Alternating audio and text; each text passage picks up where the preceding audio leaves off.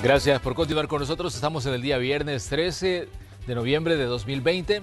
Vamos al espacio de la entrevista. Hoy vamos a hablar de relaciones internacionales. Vamos a hablar de cómo se está manejando, digamos, esta relación con países como Estados Unidos, la relación con la región centroamericana desde el Ejecutivo y también qué está pasando, por ejemplo, con otras situaciones que tienen que ver siempre con el manejo de la política internacional.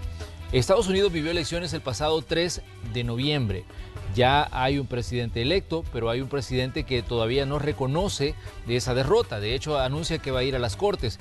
En medio de todo esto quedan millones de personas que tienen esperanza de que haya procesos migratorios que le favorezcan en determinado momento. Si hablamos de Estados Unidos, ahí hay muchos salvadoreños.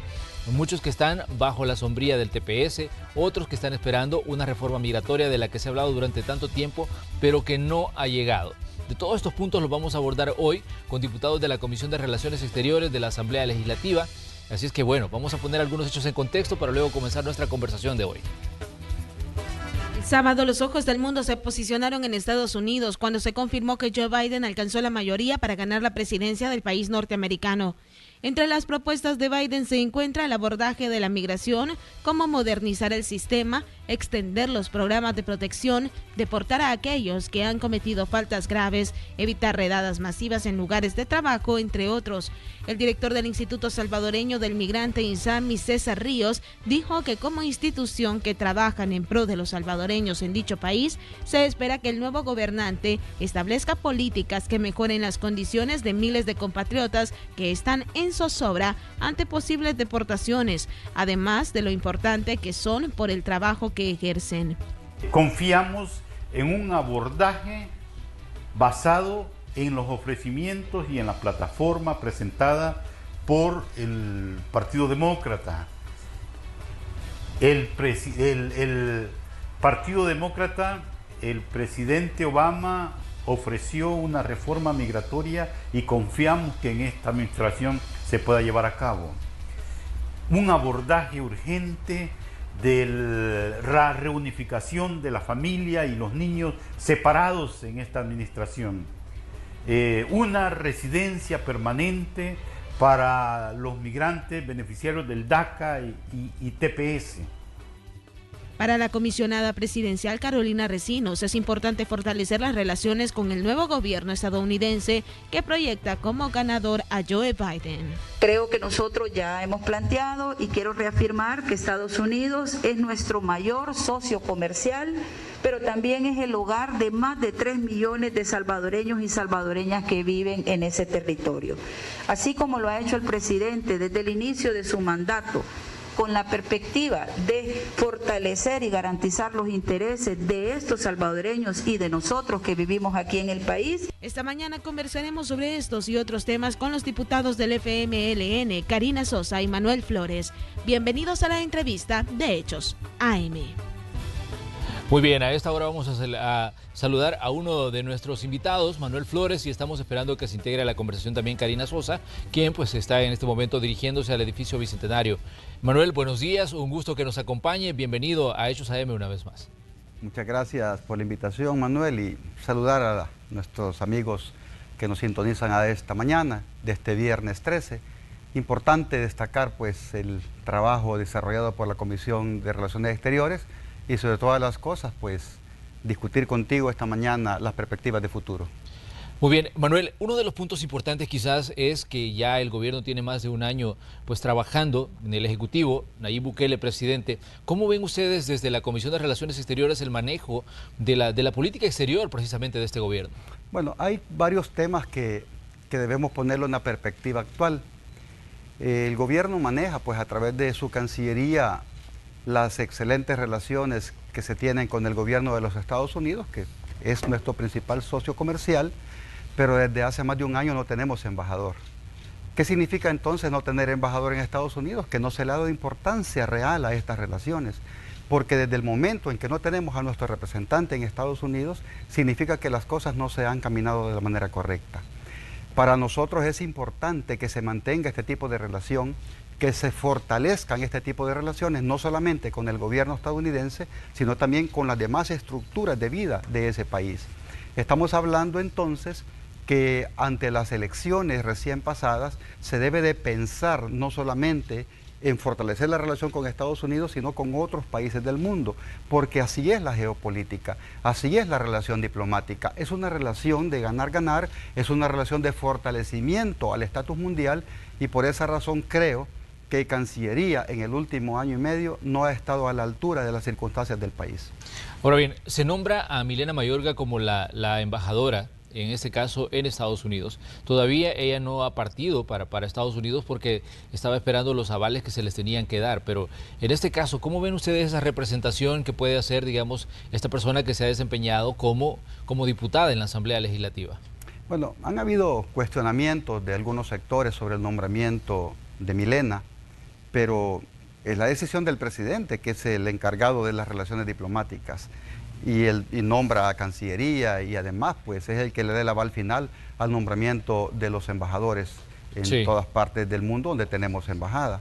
Lógicamente uno nunca desea el mal a nadie, porque de lo que se trata es que nuestro país se fortalezca en el tema de las relaciones. Lo que esperamos es que estas relaciones vayan encaminadas a fortalecer a nuestra gente, a nuestro país, pero debemos mantener un solo discurso, no cambiarlo de acuerdo a las circunstancias, porque en ese sentido la gente no lo entiende. Por ejemplo, yo lo critiqué en su momento cuando fue nombrada embajadora, que dijo que su meta principal es trabajar porque nuestros compatriotas que viven en Estados Unidos regresen a El Salvador. Pero cuando la crítica llegó y dijo que el trabajo de la embajadora debe de ser trabajar por un estatus permanente para nuestros tepecianos y para la gente de DACA, pero además hay casi 2,5 millones de compatriotas que no tienen documentos, ¿cuál va a ser el papel del gobierno en ese sentido? Ahora que gana Biden, el discurso cambia. Ahora dice, no, el trabajo va a ser de tratar de conseguir un estatus permanente. Entonces, cuando no se tiene un discurso certero de lo que se trata en las relaciones internacionales, sabiendo que hay códigos, sabiendo que hay tratados internacionales, pues debemos de prepararnos, porque en ese sentido es nuestra representante en el principal socio de El Salvador, que es Estados Unidos. En ese caso, sí creo que falta mucho por aprender, pero al final esperamos que los resultados se den. Ahora bien, Manuel, pero ¿cómo ven ustedes el trabajo de Alexandra Gil también como ministra de Relaciones Exteriores? De pronto ella apareció en la escena, hizo algunas declaraciones, dio algunas entrevistas, pero luego ya no la volvimos a ver en actividades públicas, o por lo menos en contacto con la prensa. Son bien escasas sus apariciones, pero digamos eso no le resta méritos al trabajo que pueda hacer desde el cargo que tiene de encargada de las relaciones exteriores de El Salvador. Pero ¿cómo lo ven ustedes? ¿Cómo lo evalúan? Porque obviamente también esto es, digamos, una proyección importante de un gobierno, la representación que puede hacer, en este caso, un canciller. No, definitivamente, y tú lo has dicho, ha desaparecido. Nosotros la tuvimos en la Comisión de Relaciones Exteriores hace como un año, y precisamente Manuel solicitándole que diera opinión sobre una petición que viene del gobierno anterior, que es la homologación de visas diplomáticas y oficiales entre la República Popular China y El Salvador. Eso para fortalecer el fluido rápido pues, de las visitas, y además el fortalecimiento de las nuevas relaciones diplomáticas. Esa petición aún estamos esperando el beneplácito, porque puedes imaginarte, eso está a la base de cualquier tratado, especialmente el Tratado de Viena, que habla sobre la homologación de visas. Y sin embargo, en aquel momento todavía se pensaba que se iba a romper relaciones con China y no había esa lógica de las relaciones internacionales. Todavía estamos esperando que manden el beneplácito para que la comisión dictamine favorable. Entonces, ¿qué significa? Que durante un año no hemos tenido canciller. Imagínate cuál ha sido la lógica del trabajo de este gobierno. Aparte de no establecer ninguna relación diplomática en año y medio, se hizo una ruptura con la República Árabe Saharaui. Y precisamente porque no saben lo que representa la República Árabe Saharaui. Es el único país árabe de habla hispana, es el representante latino en África, es el vicepresidente de la Unión Africana. Es decir, no conocer ese contexto realmente para nosotros es bastante grave. Además, en China no tenemos embajador desde hace más de un año. Por lo tanto, debemos de preguntarle a la canciller cuál ha sido su trabajo, cuál ha sido el resultado de año y medio, No hay embajador en Estados Unidos, no hay embajador en China y me imagino que también en otros países. Entonces, cuando hablamos de los éxitos de la diplomacia de El Salvador, ¿a qué nos referimos? Y no estoy hablando únicamente por hacer crítica, es que es una realidad imperante, es decir, necesitamos fortalecer el trabajo de Cancillería.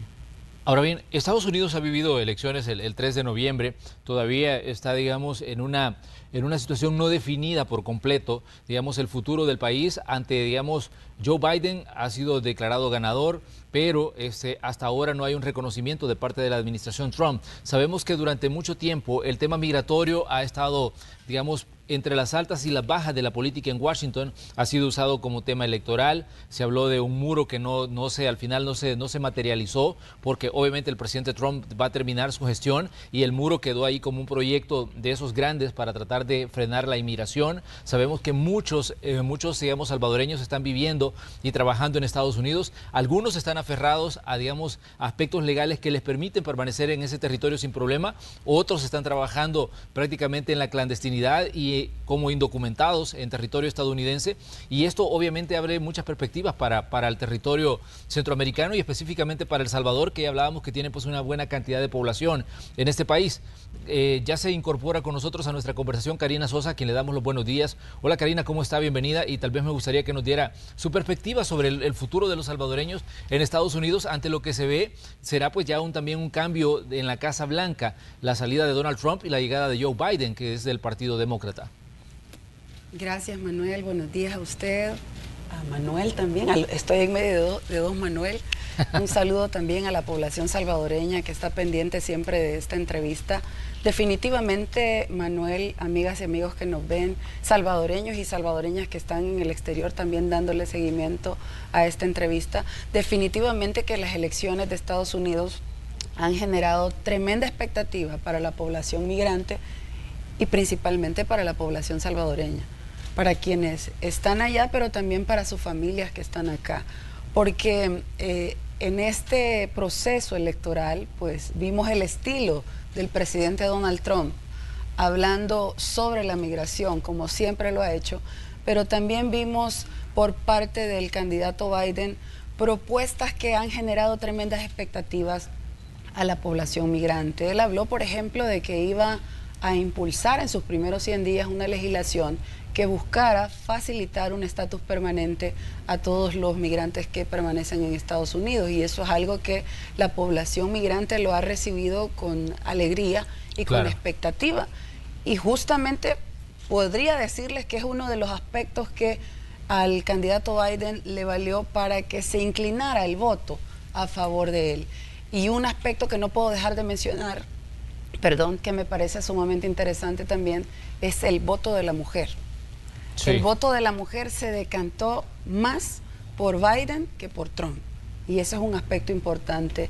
No quiero creer que es solo por la fórmula que llevaba, que qué bueno que va una mujer como fórmula presidencial, pero es interesante ver cómo el voto de la mujer se inclinó mucho más para el candidato Biden. Karina, hablábamos también sobre el manejo que se ha hecho desde el gobierno de la situación de los salvadoreños migrantes. ¿Cómo ven ustedes? Ustedes, bueno, pues ya durante un buen tiempo parte de la Comisión de Relaciones Exteriores y ha hablado de estos temas durante también un largo tiempo. O sea, pero ¿cómo ve usted el manejo que se está haciendo de este tema, considerando que hay muchos intereses que se mueven en torno a la migración y también para El Salvador es predominante e importante la labor que hacen los salvadoreños allá, porque esto se traduce cada año en más de 5.000 millones de dólares en remesas? Bueno, yo lamento la posición, ha sido pésima, realmente es una posición de abandono hacia la comunidad salvadoreña en el exterior, principalmente para quienes no tienen un estatus. Casi siempre que hablamos del tema migratorio, la mirada la tiramos a Estados Unidos. Claro. Pero hay una mirada que tenemos que hacer, y es en México. En este momento hay una situación tremenda y no conocemos nada. Y en la Comisión de Relaciones Exteriores hemos pedido informes al respecto. ¿Por qué? No es por estarle llevando la contraria al gobierno, sino porque tenemos una responsabilidad como funcionarios, que es velar por el respeto de los derechos humanos de la población salvadoreña, independientemente de donde se encuentren, dice la Constitución.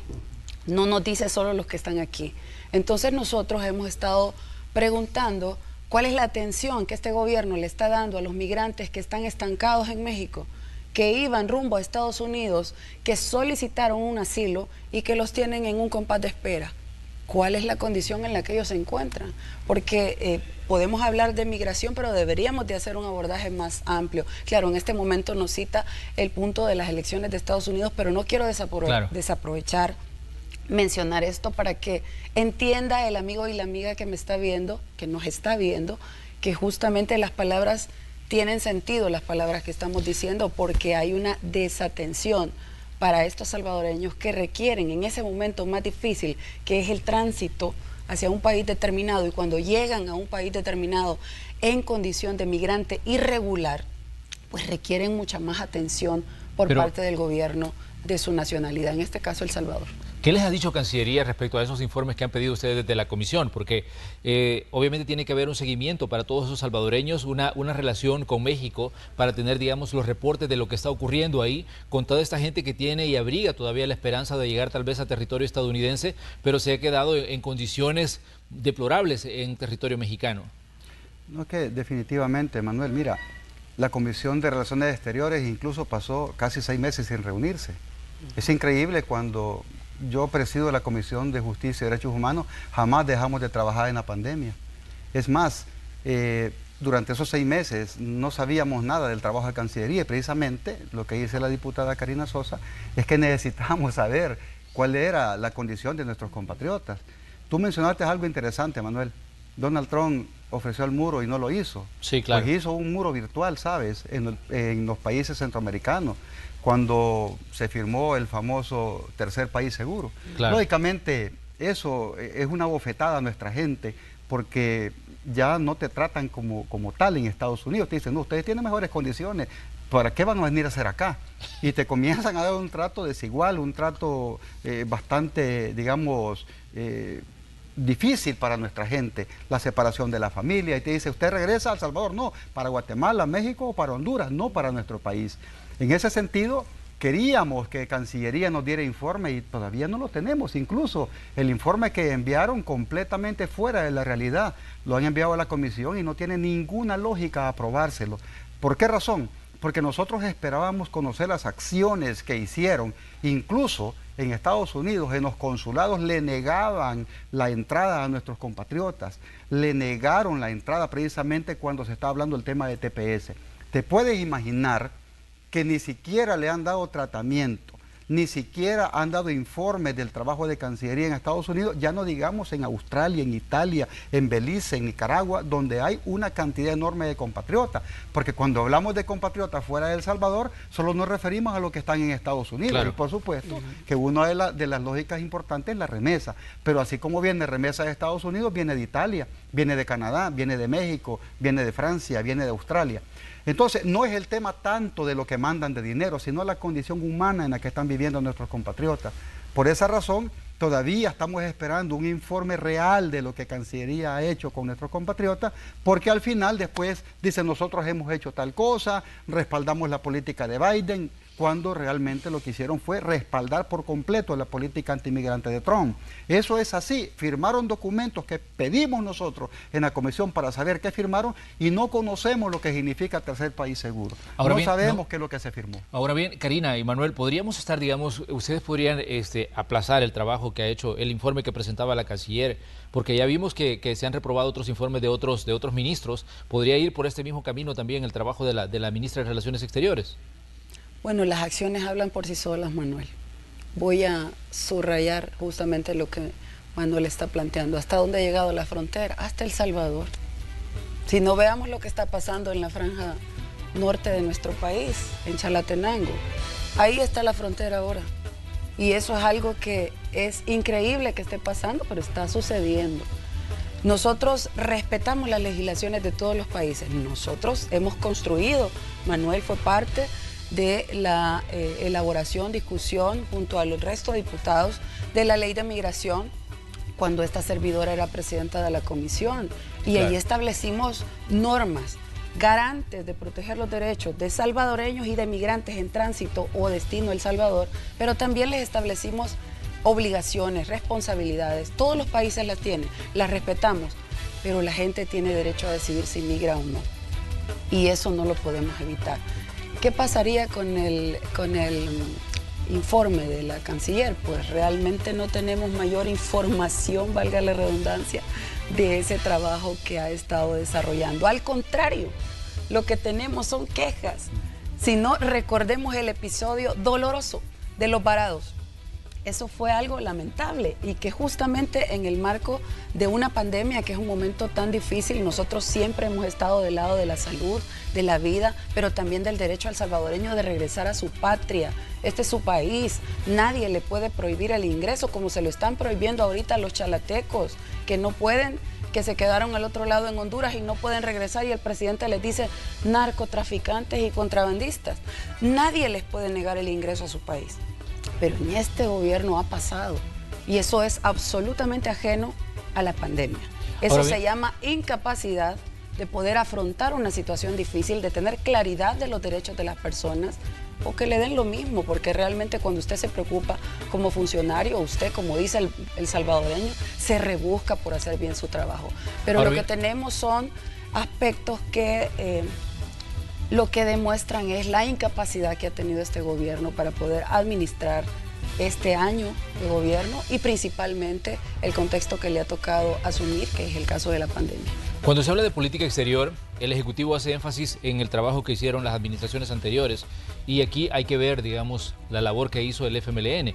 El presidente pues ha hecho eco en diversos momentos de decir que el FMLN únicamente veía hacia Venezuela y a Cuba y poco veía hacia el principal socio comercial, que es Estados Unidos, como lo decía la encargada de gabinete, y lo señalaba pues una y otra vez, y eso también incluso lo ha dicho el presidente en discursos, lo ha dicho en cadenas nacionales. ¿Cómo ven ustedes esta situación? Porque de pronto también se hace necesario hacer una revisión del trabajo que hizo en este caso el partido de ustedes. Es que es bien fácil hacer señalamientos sin fundamentos, pero cuando uno revisa los 10 años de gobierno nuestro, fueron 10 años de respeto a nuestra soberanía, de exigir no injerencia. Las relaciones de El Salvador con el mundo entero son soberanas y ningún país debe de imponerte su criterio o con la zanahoria o con el garrote, que es la política estadounidense. Yo creo que en esta parte El Salvador jugó un papel importante amparado por ser miembro del movimiento de países no alineados. Debe de leer el gobierno actual y su Cancillería lo que significó el NOAL, por qué nació el movimiento no alineado. Y precisamente fue para no formar parte de ninguno de los bandos en la Guerra Fría. Por eso El Salvador, en muchas ocasiones, tanto en la OEA como en la ONU, se abstenía de votar. Esa era la condición. Por lo tanto, cuando hablan de que habían una deformación o descomposición de la relación con Estados Unidos, déjenme darle los datos.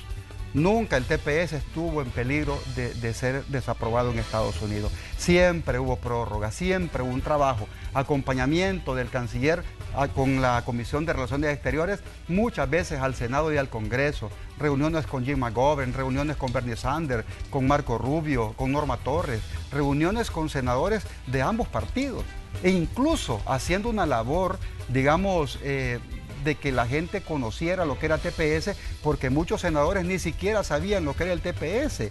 Tuvimos que hacer labor, y en ese sentido, el otro tema, ¿cuál es?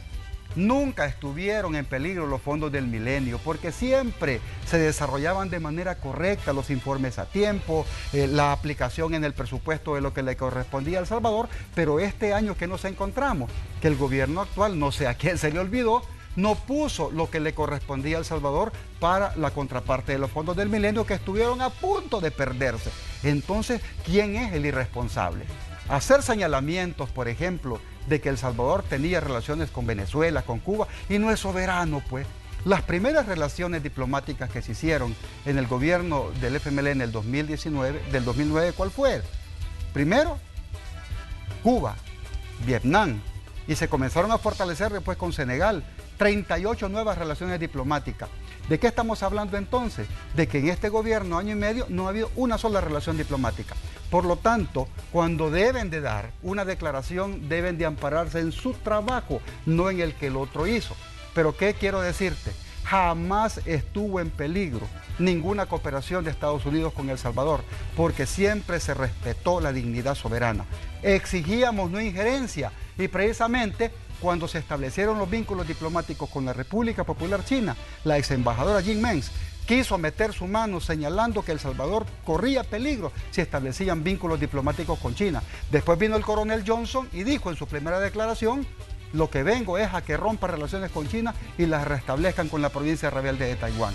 ¿Qué significa? Se llama injerencia. Y eso fue precisamente lo que yo denuncié en su momento. ¿Por qué lo traigo a acotación?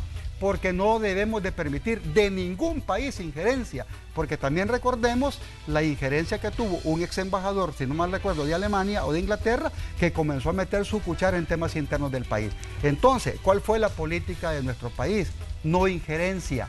Y por esa razón, durante 10 años, nuestros compatriotas en Estados Unidos vieron la apertura de muchos consulados en Aurora, en Silver Spring, es decir, comenzaron a crecer las posibilidades de atención en Estados Unidos. Ahora bien, Manuel y Karina, ¿cómo ven ustedes la labor que está haciendo el embajador Ronald Douglas Johnson? Porque después de haber tenido a Jim Maines, que era, pues, digamos, un tanto más contundente quizás en sus apariciones en público y su pronunciamiento por temas también relacionados a veces a situaciones internas, aparece en este caso Ronald Douglas Johnson, que da un giro a esa situación, y vemos a un embajador, pues, muy cercano a la labor del presidente de la República, Nayib Bukele. ¿Cómo lo ven ustedes esta situación?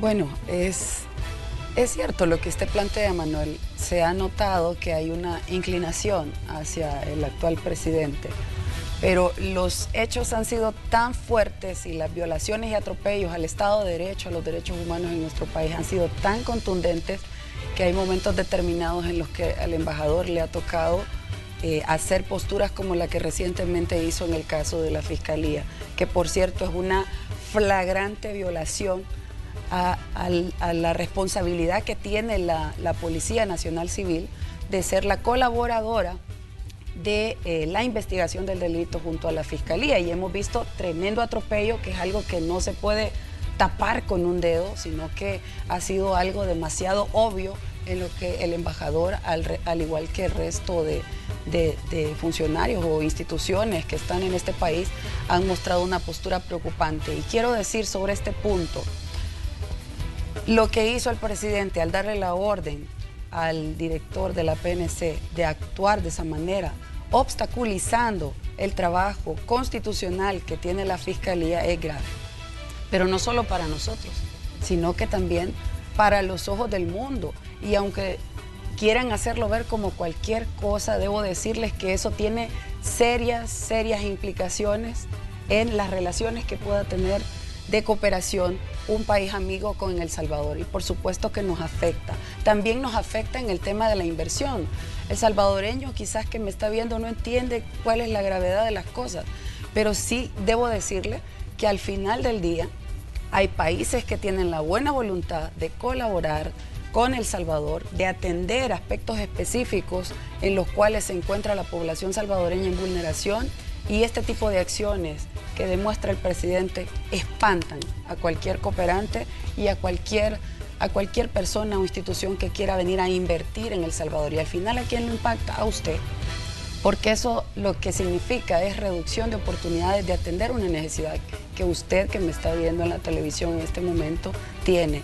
Y eso es grave y lamentable. Y hemos visto cómo, por ejemplo, en el caso de los atropellos a la libertad de expresión, que por cierto ayer, Manuel, sacamos se discutió el tema en la plenaria ya, ¿verdad? Una resolución, sí, sacamos, perdón, el dictamen final de la comisión que ha estado investigando el tema de acoso a periodistas, y esta servidora fue parte de esa comisión, y allí escuchamos a todos los periodistas y también escuchamos al relator especial de Naciones Unidas, a la mesa defensora de los derechos humanos de los periodistas y a otras instituciones y personas, y es preocupante ver la gravedad de las cosas y escuchar todos los testimonios y declaraciones que estas personas periodistas están manifestando, que constituyen un atropello a la libertad de expresión, algo que también ha sido visto con mucha preocupación por el mundo, y voy a traer solo aquí a manera de ejemplo el pronunciamiento que hacían de parte de congresistas y senadores en Estados Unidos, que por cierto el presidente trató de relativizarlo y hacerlo ver como cualquier cosa, porque dijo que eran unos cuantos congresistas los que estaban manifestándose. Lo que al presidente no le gusta es que hay una mirada internacional, de la comunidad internacional, puesta en El Salvador, y que cada vez que hace este tipo de cosas, pues obviamente que ven con mucha más preocupación esta administración y vemos cómo, por ejemplo, el actual presidente electo Biden, una de las cosas que ha planteado con mucho énfasis desde su campaña y que la ha remarcado en los últimos días es justamente la atención que va a prestar a nuestra región. El tema de la corrupción es algo que está también como parte de la agenda de seguimiento a los países de la región, y es algo en lo que el presidente Bukele debería de tener también un poco de atención y preocuparse no por el mundo, sino primero por la afectación que nos hace a los salvadoreños con sus decisiones atropelladas e improvisadas, que lo único que demuestran es incapacidad, falta de claridad y que no existe absolutamente un plan para llevar adelante este gobierno y acciones concretas de cara a las carteras de Estado que tiene bajo su administración. Muy bien, vamos a hacer una pequeña pausa comercial, ya regresamos con más de la conversación que tenemos esta mañana con Manuel Flores, diputado por el FMLN, miembro de la Comisión de Relaciones Exteriores, y también Karina Sosa, diputada también por este partido político y también parte de la Comisión de Relaciones Exteriores. Regresamos enseguida, esto es Hechos AM.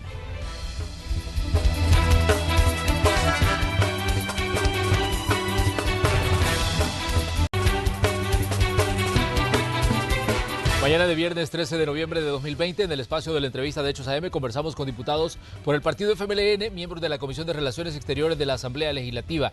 Hay hechos que han ocurrido en los últimos días y que pues ponen sobre la mesa, digamos, el trabajo en materia de política exterior. Ya hablábamos de las elecciones en Estados Unidos, donde pues se ve un panorama diferente con la llegada de Joe Biden a la Casa Blanca en sustitución de Donald Trump. Pero también aquí en Centroamérica han estado ocurriendo situaciones a raíz de las afectaciones, por ejemplo, de la tormenta ETA, que dejó devastación en Guatemala, en Honduras, en Nicaragua, en Panamá, pero quizás los países más cercanos a El Salvador, donde hemos visto muchas afectaciones también aquí en Guatemala y en Honduras. El gobierno del presidente Nayib Bukele envió, digamos, ayuda a estos países, algo que ha sido bien visto por unos, ha sido cuestionado por otros. Pero ¿qué dicen los diputados del FMLN en este caso? Karina, Manuel, ¿qué piensan ustedes de esta acción que tomó en este caso el Ejecutivo?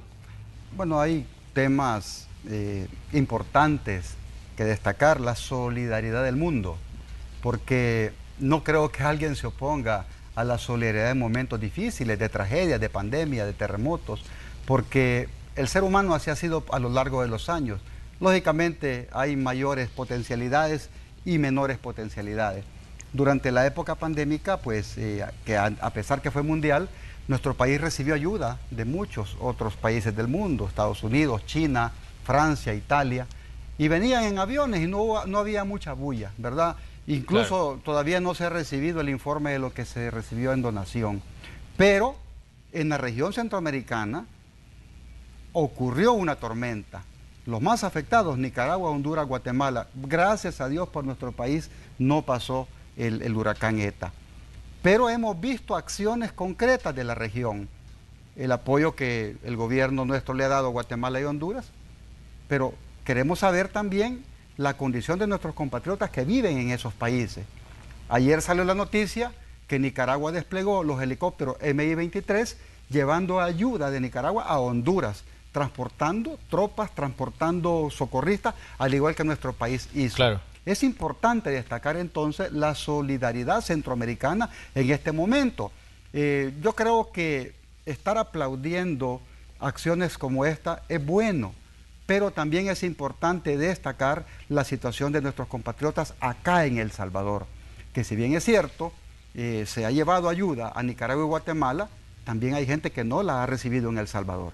Por eso es importante destacar que los planes deben de ser concretos, deben de ser amplios, deben de ser concertados.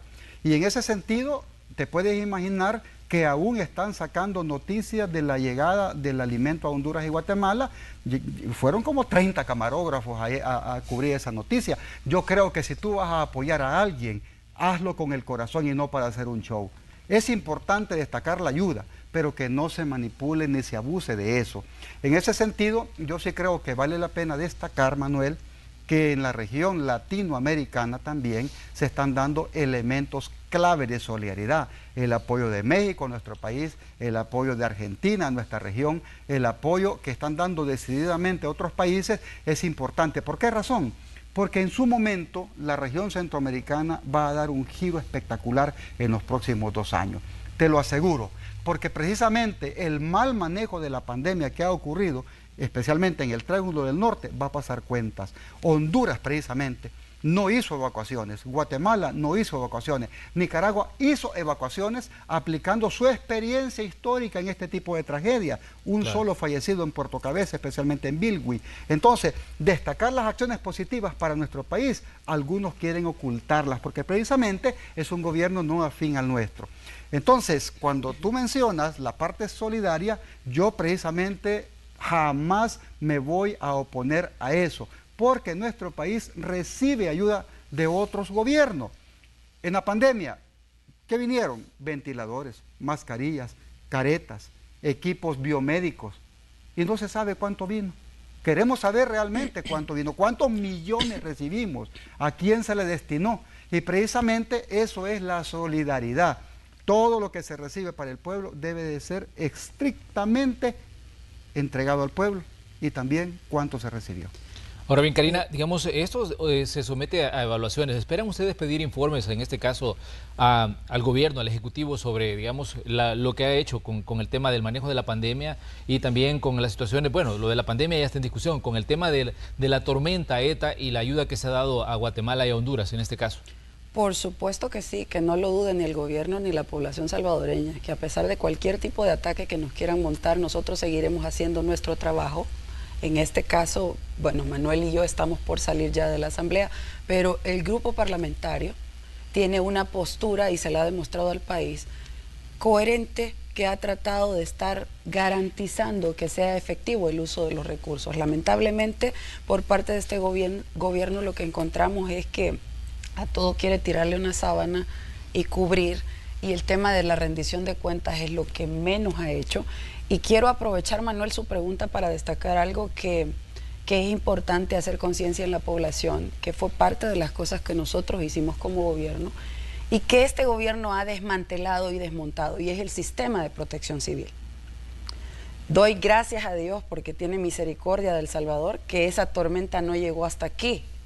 Una tormentita de una noche, miren lo que hizo en Nejapa. Y eso que pasó en Nejapa se pudo prevenir. Pero llega de manera irresponsable el ministro de Gobernación haciendo campaña a decirle al alcalde de Nejapa que es culpa de él los fallecidos, cuando él perdió 6 familiares en ese lugar. ¿Cómo va a creer que él va a querer perder 6 familiares? El sistema de protección civil se desmontó en este país. ¿Cómo es eso que una hora antes de que va a llover salen anunciando en un tuit de que posiblemente existan deslaves en la zona del volcán? Igual que anoche, cuando yo vi el tuit ya había pasado la tormenta y tenía 1 hora de haber puesto el mismo tuit que puso el día de lo de Nejapa. Eso se llama irresponsabilidad. Y claro, al desmontar un sistema y ya hay muertos en un lugar, lo que queda es el show y echarle la culpa al que vaya pasando. Eso se llama irresponsabilidad, señores. Y ustedes están gobernando este país y ya tienen un tiempo importante de estarlo haciendo. Ya basta de echarle la culpa a todo mundo. Asuman su responsabilidad. Ese desmontaje ya nos costó vidas y se llama Nejapa. Nosotros no queremos que le siga costando vidas al país. Y exigimos que se retome ese sistema de protección civil como lo habíamos instalado nosotros, que no era perfecto, que debía de irse mejorando. Por supuesto que sí, pero estaba y hoy no está. Y eso ya tiene muertos en la cuenta y no queremos que siga pasando. Gracias a Dios que no llegó hasta aquí ETA. Gracias a Dios, Manuel. Pero ahí viene una tormentita que ojalá que también se diluya y que no llegue hasta aquí, porque somos un país extremadamente vulnerable. Y con irresponsabilidades nos volvemos todavía muchísimo más vulnerables. Y por eso, Manuel, también es importante, viendo el tema de la región, no podemos ignorarlo, nosotros también. Hay tremenda vulnerabilidad. El tema del cambio climático es algo que no podemos taparnos los ojos y decir que no pasa y que no nos va a afectar. Por supuesto que está pasando y nos impacta de manera fuerte a nuestra región.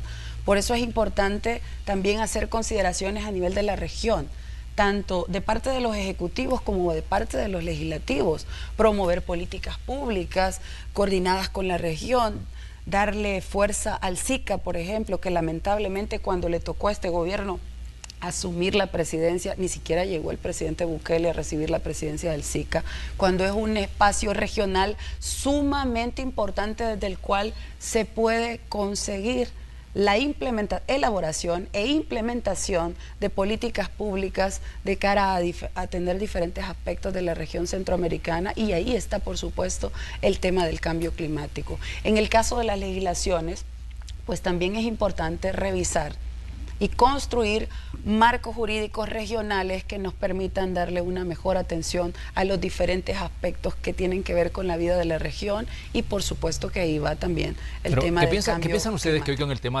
tema de la ayuda enviada a Honduras y a Guatemala se haya retomado, por ejemplo, decía en el discurso de Morazán, donde se hablaba de una sola Centroamérica? Es que precisamente querer comparar las gestas de Morazán, de Gerardo Barrios, con la entrega de una ayuda, o sea, no tiene ninguna lógica. Algunos hablan de que ya nació el nuevo Morazán, así como le decían a Leopoldo López allá en Venezuela, que era nieto de Bolívar, ¿va? Entonces comienzan a vender cosas que son falsas, acciones para que la gente diga, ¿será verdad que Leopoldo López es nieto de Bolívar? Entonces, claro, cuando tú no estudias la historia y no sabes lo que ha pasado, digamos, antes, cualquiera te viene en turutar y te dice, realmente se parece a Morazán este muchacho. Entonces, yo creo que una ayuda de esta naturaleza podemos comparar, por ejemplo, a Andrés Manuel López Obrador, que le entregó 30 millones a este gobierno, entonces ya López Obrador es Benito Juárez. Entonces, creo que nosotros debemos estar conscientes entonces de que Daniel Ortega, que le envió una cantidad enorme de ayuda a Honduras y que continúa a través de un puente aéreo, ¿verdad? Entonces Daniel Ortega es andino. Creo que vamos a comparar la acción de un gobierno que es ayuda humanitaria con la integración centroamericana. Eso es un tema enorme.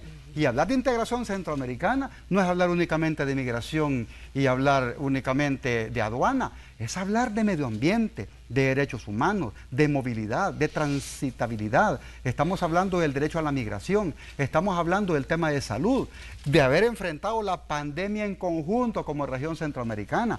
Hay ejemplos extraordinarios como en Nicaragua.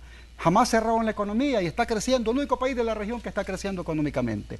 Entonces, hablar, por ejemplo, de la gesta morazánica, de la gesta de Jerez, hablar de los integracionistas centroamericanos, pues hay que leer la historia realmente lo que ocurrió.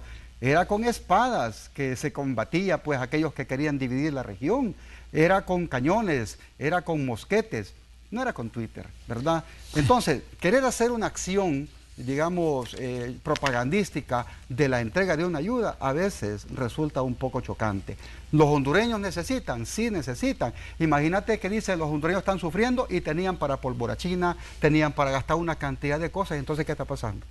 Cuando tú te das cuenta de eso, ¿verdad?, de la cobertura periodística, solo faltó que Mario Durán fuera a entregar, como no es candidato en San Pedro Sula ni en Tegucigalpa, no fue. Esa es la realidad. Y por lo tanto, creo que para nosotros es importante de que no estemos manipulando la historia, hombre, no nos comparemos. Realmente falta mucho por hacer para que la historia no recuerde lo que hicimos bien y lo que hicimos mal.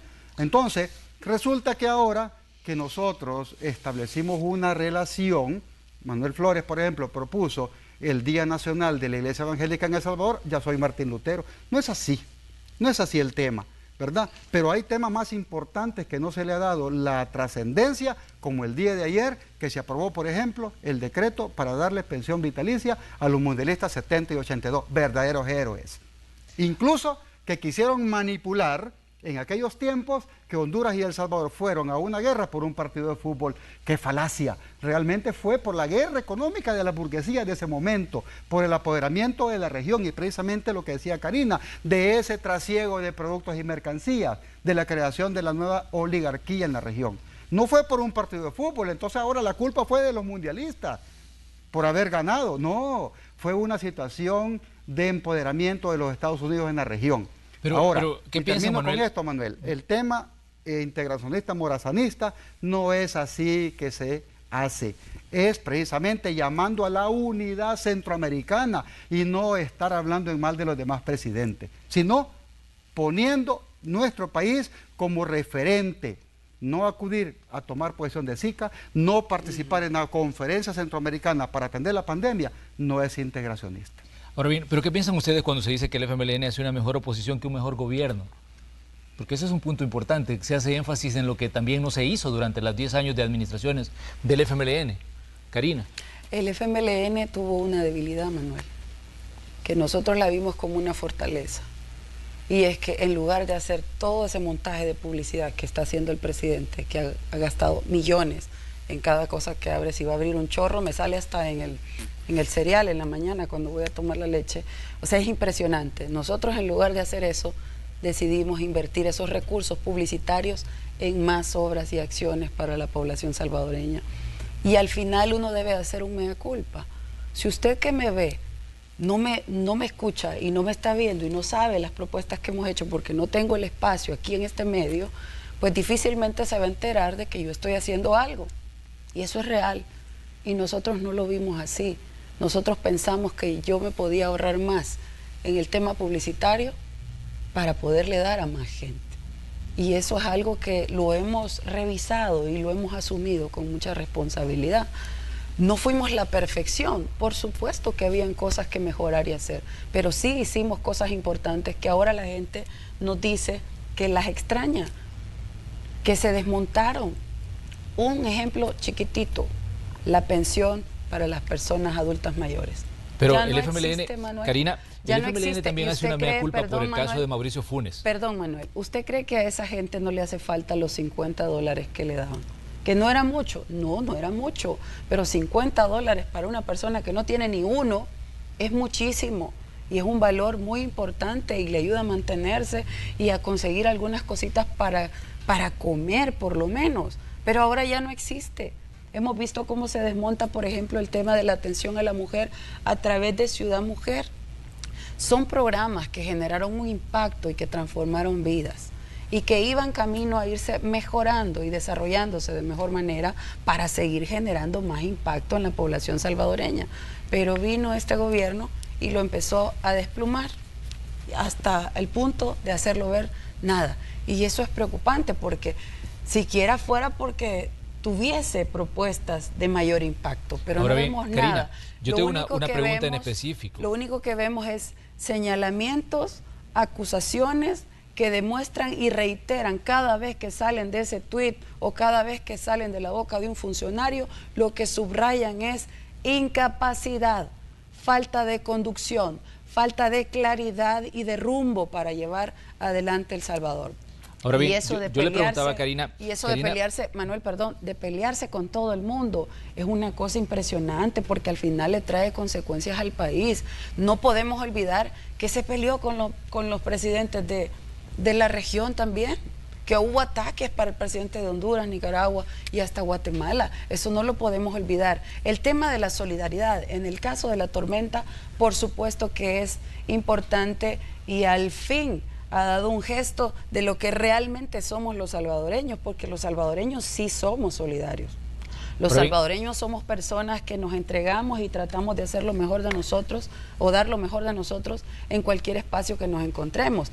Pero yo no quiero pensar que él ha usado la solidaridad en dos sentidos. Una, en tapar su irresponsabilidad y la otra para hacer una campaña publicitaria que le garantice un rédito para el momento electoral al que vamos. Eso sí sería asqueroso, porque realmente el dolor de la gente, la necesidad tanto de salvadoreños como de nuestros vecinos centroamericanos no se puede utilizar con esos fines politiqueros. Al contrario, si se va a solidarizar debe hacerse de manera genuina, sincera, porque va a ir a atender una necesidad y a procurar mitigar el impacto del dolor que tenga una población determinada, en este caso nuestros vecinos hondureños con quienes nos solidarizamos, al igual que con Nicaragua, por estos momentos difíciles que están padeciendo producto de la tormenta. Karina, yo le hacía una pregunta a usted porque hablábamos de las situaciones que le han afectado al FMLN y lastimosamente pues hay situaciones que están presentes y que la ciudadanía la tiene muy presente todavía. Usted decía, nosotros no hicimos alarde de lo que dábamos y eso pues nos ha pasado una factura. pero también hay situaciones que están ahí presentes, como el caso, les decía yo, del FMLN. Si ustedes con la relación con Mauricio Funes, si a lo largo les continúa pasando factura, y es un tema que se ha vuelto recurrente cada vez que se habla, digamos, de temas políticos o de situaciones que han ocurrido en este país en los últimos 10, 15 años. Yo fui muy franca, ahorita que acabo de hablar, y le dije a usted y al país, no fuimos perfectos. Nadie es perfecto, que aquí venga alguien y me diga que es perfecto, miente, el perfecto está ahí arriba. Y uno debe de admitir que hay cosas que se hicieron bien, hay cosas que se pudieron hacer mejor. ¿Hubieron errores? Por supuesto que hubieron errores. Y este tipo de cosas, las personas que puedan salir señaladas en los gobiernos del FMLN o de aquí en adelante que puedan salir señaladas del FMLN, deben de asumir una responsabilidad. Si están ante la justicia, deben demostrar su inocencia, y eso es responsabilidad de quien llegue a salir señalado. Nosotros no vamos a obstaculizar ningún proceso que se levante en contra de alguien. Lo que sí vamos a procurar y vamos a estar pendientes siempre es que no se judicialice, que no se hagan acciones que judicialicen la política, porque debemos de dejar las competencias a quien corresponde. Si hay hechos, si hay algún tipo de violaciones que se han cometido en la administración, pues ahí están los tribunales a donde las personas tienen que asumir la responsabilidad y demostrar su inocencia. Pero eso no puede tapar lo que fue una realidad. Con ese tipo de señalamientos o de procesos que estén abiertos en contra de X, Y, Z o determinado exfuncionario del FMLN, no puede taparse lo que fue una realidad y que fue los paquetes que se daban en las escuelas. ¿O fue mentira, usted que me está viendo en la televisión, fue mentira que llegaron a las escuelas porque hay un señalado? No, esos paquetes llegaron a las escuelas. ¿Fue mentira que el adulto mayor recibió su pensión? No, la recibió. ¿Y hay alguien señalado? Sí, hay alguien señalado, pero la recibió. Las mujeres que recibieron también apoyo y acompañamiento por parte de Ciudad Mujer no me van a dejar mentir, que recibieron el apoyo de gobiernos del FMLN. ¿Hay alguien señalado? Sí, ahí está el señalado, pero usted recibió y ahora no recibe. Esto se dio vuelta. Aquí hay un retroceso impresionante que nadie puede negar y que es una realidad, Manuel. Y eso es preocupante. Por eso es que nosotros seguimos insistiendo que vamos a seguir vigilando la implementación de las políticas públicas, porque al final tenemos una responsabilidad con el país, pero también son fondos suyos que nosotros debemos de estar celosamente cuidando para que se puedan implementar para el objetivo que se dice que se van a implementar. Manuel, y eso genera incomodidad, Manuel, termino con esto. Esto genera incomodidad al gobierno, a nosotros nos tiene sin cuidado, nosotros tenemos esa responsabilidad y la vamos a seguir cumpliendo. Muy bien. Manuel, me gustaría que hiciéramos también un análisis de la relación El Salvador-China continental. Recordemos que primero, cuando el presidente Nayib Bukele gana, se pensaba si iba a haber continuidad en las relaciones con este país, que las había abierto precisamente el profesor Salvador Sánchez Serén en la ruptura histórica con Taiwán y anunciar la relación con China continental. El presidente Bukele fue a China continental, trajo acuerdos en materia de cooperación, trajo, digamos, compromisos de construcción de proyectos. Pero, ¿qué ha pasado, digamos, desde esa visita hasta ahora? Usted ha tenido, pues, una relación directa con China, es una persona que conoce de cómo se manejan las cosas allá. Entonces, ¿cómo ve esta relación El Salvador-China continental? Brevemente, por favor, Manuel. Bueno, la relación fría, completamente, sin lógica. Incluso hace un año viajó el presidente Bukele con una gran comitiva, incluyendo a todos sus hermanos. Pero yo sí creo que hay que ser enfático en esto. Después de un año todavía no ha dado el informe en conjunto con la embajadora, porque pues sí, la embajada estadounidense le prohibía que saliera con China. Y así es, la relación ni siquiera es diplomática, es únicamente de carácter comercial. No tenemos embajador, no tenemos agregado comercial en China desde hace más de un año. Entonces podemos hablar de la falta de respeto a una relación con la potencia económica del mundo. Estados Unidos puede ser nuestro principal socio económico. Ahí hay 3 millones de compatriotas viviendo desde hace muchísimos años, no es de ayer. Pero también China es la principal economía del mundo hoy por hoy.